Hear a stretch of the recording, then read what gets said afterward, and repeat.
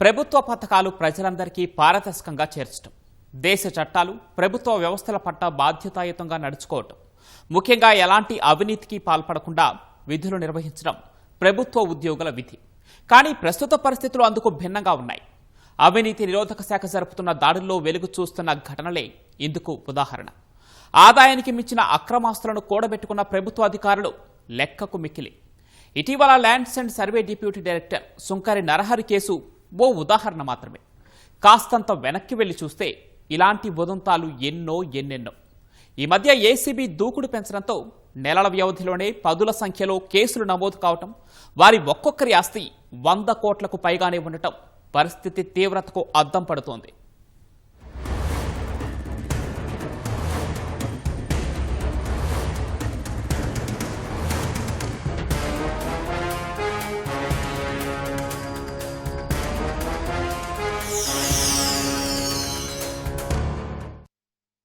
ఏదైనా పని మీద ప్రభుత్వ కార్యాలయానికి వెళ్లాలి అంటే అవసరమైన సర్టిఫికెట్లు లేకున్నా సరే చేతిలో డబ్బులు ఉంటే చాలు పని అయిపోతుంది అనుకునే పరిస్థితి వచ్చింది. ప్రజలకు నిస్వార్థంగా సేవలు చేయాల్సిన కొందరు ప్రభుత్వ అధికారులు ఏ పనులు చేయాలన్నా చేతులు తడపనిదే ఫైళ్లను ముట్టుకోవడం లేదు. చిన్న పెద్ద, పేద ధనిక అనే తేడా లేకుండా అందరి దగ్గర లంచాల కోసం చేతులు చాస్తున్నారు. అలా అయితేనే పని అవుతుందని తెగేసి చెబుతున్నారంటే వ్యవస్థ ఎలా తయారైందో అర్థం చేసుకోవచ్చు. అవినీతి ఏ స్థాయిలో జరుగుతుందనే దానికి ఇటీవల lands and survey deputy director Sunkari Narahari Rao case ప్రత్యక్ష ఉదాహరణ. ఆదాయానికి మించిన ఆస్తుల కేసులో నరహరి నివాసం, కార్యాలయం సహా 11 ప్రాంతాల్లో ఏసీబీ దాడులు చేయగా విస్తుపోయే అంశాలు వెలుగులోకి వచ్చాయి. నరహరి ఇంట్లోని పడక గదిలో బెడ్ కింద 1,10,00,000 నగదును అధికారులు గుర్తించారు. మొత్తంగా ఇంట్లో 1.54 కోట్ల నగదు, 5.04 కోట్ల విలువ చేసే ఫిక్స్డ్ డిపాజిట్లు, బ్యాంక్ ఖాతాలో 2.29 కోట్లు ఉన్నట్లు అధికారులు గుర్తించారు. 1.3 కిలోల బంగారం, 8 కిలోల వెండి ఆభరణాలతో పాటు భార్య పేరు మీద 2 బ్యాంక్ లాకర్లు, కారు ఉన్నట్లు తేలింది. రంగారెడ్డి జిల్లాలో 5 ఓపెన్ ప్లాట్లు, మహేశ్వరంలో 1.24 ఎకరాల వ్యవసాయ భూమి, పుప్పాలగూడలో ఓ అపార్ట్మెంట్, నార్సింగిలోని అపార్ట్మెంట్ లో 2 ఫ్లాట్లు, రాజేంద్రనగర్ లో మరో ఫ్లాట్, గచ్చిబౌలి టీఎన్జీఓ కాలనీలో G+3 భవనం, ఛత్రినాకలో 3 అంతస్తుల భవనం ఉన్నట్లు ఏసీబీ తేల్చింది. ప్రభుత్వ లెక్కల ప్రకారం బహిరంగ మార్కెట్లో ఈ ఆస్తుల విలువ 150 కోట్లకు పైనే ఉంటుందని అధికారులు అంచనా వేస్తున్నారు. 10 రోజుల క్రితం మాదాపూర్లోని R&B ENC మోహన్ నాయక్ నివాసంలో ఏసీబీ అధికారులు సోదాలు చేశారు. తనిఖీల్లో 60 లక్షల నగదు, కిలో బంగారు నగలు, 13 బంగారు బిస్కెట్లు గుర్తించారు. అలాగే హైదరాబాద్, నిజామాబాద్ లో ఇళ్ల స్థలాల పత్రాలు గుర్తించారు. మొత్తంగా 17.94 కోట్ల ఆదాయానికి మించిన ఆస్తుల్ని గుర్తించినట్లు అధికారులు వెల్లడించారు. బహిరంగ మార్కెట్లో ఈ ఆస్తుల విలువ 150 కోట్లకు పైగా ఉంటుందని అంచనా. ఆదాయానికి మించి ఆస్తులు కలిగి ఉన్నాడనేటువంటి ఆరోపణ మీద మనము R&Bలో ఈఎన్సీగా వర్క్ చేస్తున్నటువంటి మోహన్ నాయక్ అతని యొక్క ఆస్తులు మరియు ఇంటిపైన ఒక 13 బృందాలుగా ఏర్పడి హైదరాబాదు, నిజామాబాదు ఈ ఏరియాలో మనము సర్చెస్ చేయటం జరిగింది.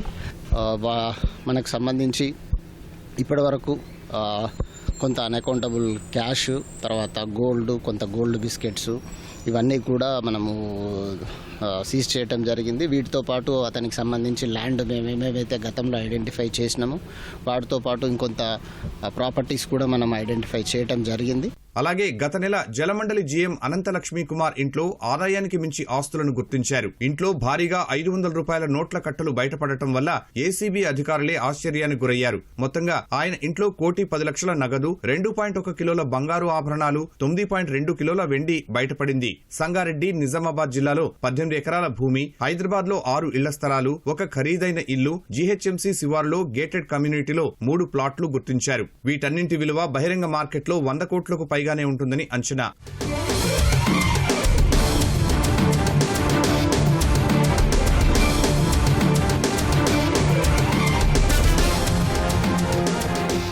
కాళేశ్వరం మాజీ ఈఎన్సీలు Muralidhar Rao, Bhukya Hariram, irrigation EE Nune Sridhar, special grade deputy collector Marri Vamshi Mohan, ఇలా ఏసీబీ తనిఖీలు చేసిన వారిలో ఎవరి ఆస్తుల విలువ చూసినా దాదాపు 100 కోట్లకు అటు ఇటుగానే ఉంది. దీన్ని బట్టి మొత్తం కేసులు, వారు దోచుకున్న ఆస్తుల చిట్టా బయటికి తీస్తే కొన్ని 100 కోట్లు ఉంటుందని అనడంలో ఎలాంటి సందేహం లేదు. దీన్ని బట్టి ప్రభుత్వ కార్యాలయంలో అవినీతి అడ్డు అదుపు లేకుండా జరుగుతోందని తెలుస్తోంది. ముఖ్యంగా ప్రజలతో ప్రత్యక్షంగా సంబంధాలు ఉన్న శాఖల్లోనే అధికారులు లంచాల పేరుతో ప్రజలను పట్టిపీడిస్తున్నారు. పీడిస్తున్నారు. ఈ ఏడాది ఏసీబీ నమోదు చేసిన కేసుల్లో పోలీసు శాఖ మొదటి స్థానంలో ఉండటం ఆందోళనకరం. ఈ ఏడాది జూన్ 16 దాకా పోలీసులపై 14 కేసులు నమోదయ్యాయి. ఎవరైనా తమకు అన్యాయం జరిగిందని పోలీసులను ఆశ్రయిస్తే ఆమ్యామ్యాలు తీసుకుని పనులు చేస్తున్నారని ఆరోపణలు ఉన్నాయి. ఒక వ్యక్తి ఒకసారి ఏసీబీకి పట్టుబడితే అతని జీవితంలో మళ్ళీ ఉద్యోగం రావద్దు. అతని బోర్డు ఇప్పుడు మామూలుగా దొంగను రైల్వే స్టేషన్లో పోలీస్ స్టేషన్లో ఒక దొంగ పట్టుబడితే అతని బోర్డు పెద్ద పెద్ద రైల్వే స్టేషన్లో పోలీస్ స్టేషన్లో పెట్టినప్పుడు జనాన్ని పిక్కతుంటున్న అధికారుల గురించి మనం ఎందుకు బోర్డులో పెట్టకూడదు? ఇతను అవినీతి పరుడు, ఇతను ప్రజల కోసం పనిచేయకుండా ప్రజలను పిక్కతుంటున్నాడని ఎందుకు పెట్టకూడదు? అలా ప్రచారం చేస్తూ చట్టాలు వాళ్ళకి ఇంకా జీవితంలో వాళ్ళకు జాబ్ రాకుండా పకడ్బందీమైన చట్టాలు తేవాలని కోరుతున్నాము.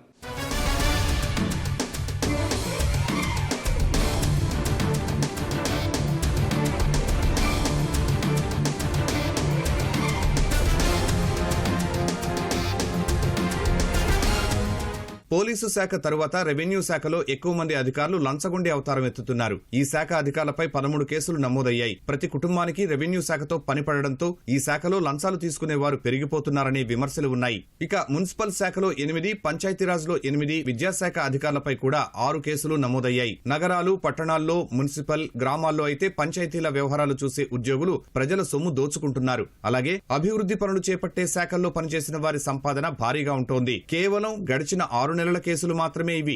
ఈ మధ్యకాలంలో ప్రభుత్వం పూర్తిగా స్వేచ్ఛనివ్వడంతో ఏసీబీ దూకుడు పెంచింది. వాటి వివరాలు చూస్తే ఆశ్చర్యం కలక్కమానదు.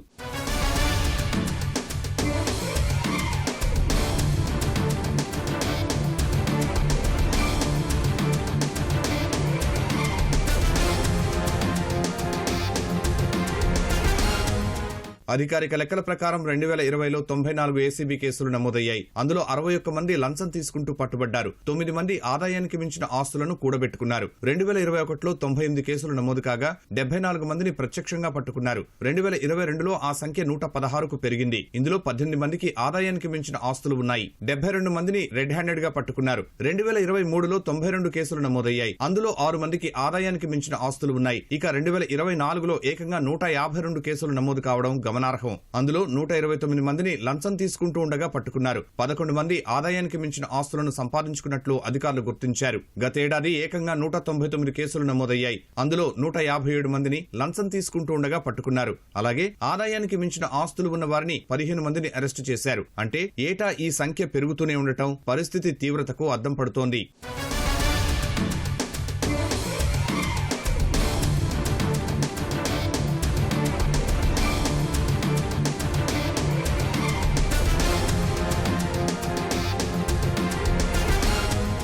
రెండు 2026 విషయానికి వస్తే జూన్ 16 నాటికి 91 కేసులు నమోదయ్యాయి. అందులో 78 మందిని లంచం తీసుకుంటూ ఉండగా పట్టుకున్నారు. అలాగే 5 అధికారులు ఆదాయానికి మించిన ఆస్తులు సంపాదించారు. మొత్తంగా 2026లో 36,92,84,217 రూపాయల విలువైన ఆస్తులను ఏసీబీ గుర్తించింది.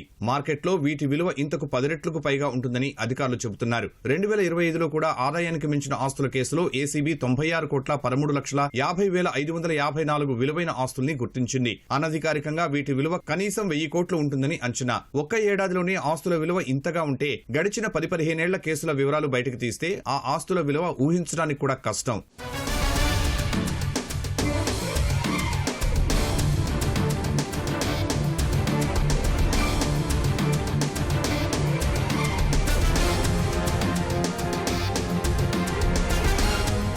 ఏసీబీ అధికారులు దాడులు చేస్తున్నా అవినీతి ఆగడం లేదనేది గణాంకాలను బట్టి అర్థం చేసుకోవచ్చు. మరి అవినీతి పరులకు ఎందుకు శిక్షలు పట్టం లేదనే సందేహం రావటం సహజమే. అందుకు అనేక కారణాలు ఉన్నాయి. ముఖ్యంగా ఖచ్చితమైన ఆధారాలను న్యాయస్థానాల ముందు ఉంచడం అనీసా అధికారులకు కష్టంగా మారుతోంది. అధికారులు ట్రాప్ చేసినప్పుడు ఫిర్యాదుదారులు, సాక్షులుగా ఉన్నవారు కేసు ట్రయల్ సమయంలో మాట మార్చడం సమస్యగా మారుతోంది. ఫలితంగా కేసు విచారణ సుదీర్ఘకాలం సాగుతోంది. కేసులు ముందుకు కదలడం లేదు. అలాగే చట్టాల్లోని లొసుగులను అడ్డుగా పెట్టుకుని శిక్షల నుంచి తప్పించుకుంటున్నారు. న్యాయస్థానాల్లో ఏళ్ల తరబడి విచారణ కొనసాగుతుండటంతో అవినీతి అధికారులు అక్రమ మార్గాల్లో పోస్టింగ్లు, పదోన్నతులు పొందుతున్నారనే విమర్శలు ఉన్నాయి. విట్నెస్లకి 10 మంది విట్నెస్లకి ఈరోజు ప్రాసిక్యూషన్ చేయడం విట్నెసెస్ని వాళ్ళని ప్రజెంట్ చేయాలంటే వాళ్ళలో 2 వస్తారు. 2 వస్తే ఆ 2 చేసిన తర్వాత మిగతా 6 మంది రారు. నెక్స్ట్ వాయిదా వేస్తే ఆ రోజు రారు. అదేవిధంగా వీళ్ళంతా అఫీషియల్ విట్నెస్ ఉంటారు చాలా వరకు. సో ఎక్కడెక్కడి నుంచో రావాలి. ఈ కేసులు 8 ఏళ్ళు 10 ఏళ్ళు అంటే చాలామంది ట్రాన్స్ఫర్ అయిపోయి ఉంటారు, చాలామంది రిటైర్ అయిపోయి ఉంటారు. సో అదొకటి. ఇంకోటి ఏమిటంటే ఈ కేసులు ముఖ్యంగా బిగిపోవడానికి విట్నెస్లు గెయిన్ ఓవర్ అవుతున్నారు. అవినీతి పనులపై కోర్టులో ఛార్జ్షీట్ వేయాలంటే ఆయా ప్రభుత్వ శాఖల ఉన్నతాధికారుల అనుమతి తప్పనిసరి. వారు కూడా అవినీతిలో భాగం కావడంతో వందలాది కేసుల ఫైళ్లు ముందుకు సాగడం లేదన్నది మరో ఆరోపణ. ముఖ్యంగా కింది స్థాయి ఉద్యోగుల ద్వారా డబ్బులు డిమాండ్ చేయడం, వారి ద్వారానే తీసుకోవడం వల్ల అవినీతి పనులపై పెట్టిన కేసులు నిలవడం లేదు. ఇక్కడ గమనించాల్సిన విషయం ఏంటంటే సుప్రీంకోర్టు మార్గదర్శకాల ప్రకారం ఎవరైనా అధికారులు లంచం డిమాండ్ చేశారని కానీ ఆ మొత్తం తీసుకున్నారని కానీ అనిసే అధికారులు రుజువు చేయాల్సి ఉంటుంది. ఇలా చేయలేని సందర్భాల్లో విచారణ కొలిక్కి రావడం లేదు. కోర్టు కావాల్సింది ఏంటంటే లంచం తీసుకుంటున్నప్పుడు పేపర్లు వస్తుంది, ఫోటోలు వస్తాయి, వీడియో తీస్తారు. అది సరిపోదు. కోర్టు కావాల్సింది అంటే ప్రూఫ్ కావాలి. మన దేశంలో సమస్య ఎక్కడుందంటే ఏకన్నా ప్రతిదానికి ప్రూఫ్ కావాలి. ఆ ప్రూఫ్ ఎక్కడుందంటే నిరూపించాలి. ఏసీబీ దగ్గర ఏం చేయాలంటే ఈ లంచం తీసుకున్నాడు ఈయన పేరు మీద ఉందంటే 100 కోట్ల ఆస్తులు ఉంటాయి వాళ్ళ పేరు మీద, కానీ వాళ్ళ పేరు ఉండట్లేదు, వాళ్ళ బినా మీద ఉంటాయి. సో దానివల్ల ఏమైందంటే కేసు నీరుగారిపోతుంది. దానివల్ల ఏమైందంటే శిక్షలు పడట్లేదు. శిక్ష పడ్డా కానీ ఏమైందంటే నా 14 రోజులు అయిపోతుంది. ఆ తర్వాత మళ్ళీ వచ్చి జాబ్లో జాయిన్ అవుతాడు. ఎందుకు జాయిన్ అవుతుందంటే గవర్నమెంట్ ఉద్యోగికి సమస్య ఏంటంటే సస్పెండ్ అయిన తర్వాత జీవితంలో జాబ్ రాకూడదు. కానీ మన గవర్నమెంట్ అధికారులు అట్లేదు. మన గవర్నమెంట్లో ఉన్న ఒక లూప్ హోల్ ఏంటంటే మళ్ళీ ఆ శిక్ష ప్రూవ్ కాలే కదా, సో అది నేరం ప్రూవ్ కాలే కాబట్టి అని చెప్పేసి మళ్ళీ అధికారంలోకి వస్తాడు. నిస్వార్థంగా సేవ చేస్తూ వ్యవస్థను మార్చాల్సిన కొందరు ప్రభుత్వ అధికారులే ఉద్యోగ లక్ష్యం మరచి ఇలా అడ్డదారులు తొక్కుతున్నారు. అక్రమార్జనకు అలవాటు పడి అవినీతి పరులుగా మారుతున్నారు. ఏసీబీ దాడులు పెంచి తక్షణమే శిక్షలు అమలు జరిగేలా చర్యలు తీసుకోవాల్సిన అవసరాన్ని గుర్తు చేస్తున్నాయి ఇటీవలి పరిణామాలు.